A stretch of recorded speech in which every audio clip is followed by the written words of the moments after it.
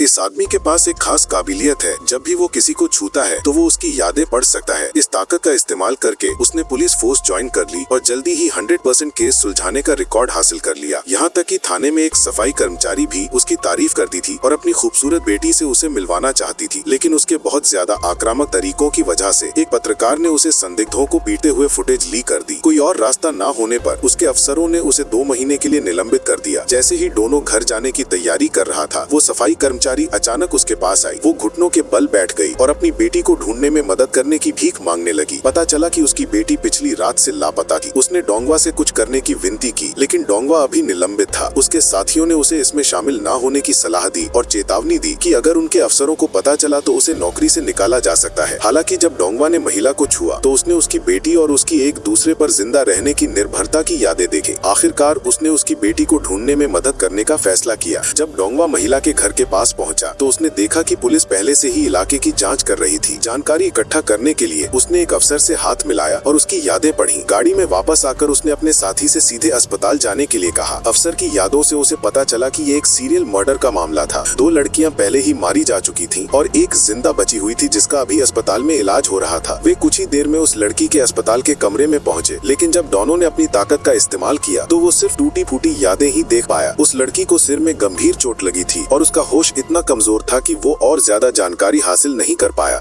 आखिर में डोनो ने उसकी याददाश्त से सिर्फ एक हथौड़े और एक लाल सुअर के लोगों की तस्वीर ही निकाल पाई। डोनो ने उन 2 सुरागों के आधार पर जांच करने का फैसला किया। उन्होंने शहर के हर बाजार और कसाई खाने में तलाशी ली, लेकिन कुछ भी काम का नहीं मिला। इसलिए उन्होंने अपना ध्यान शहर के बाहरी इलाकों के खेतों पर लगाया। पूरे दिन की तलाश के बाद डोनो को आखिरकार लाल सुअर के लोगों वाली एक जगह मिल गई। उसी पल अपराधी लापता लड़की को नली से धो रहा था। आगे क्या होगा इसकी कल्पना भी करना बहुत भयानक था।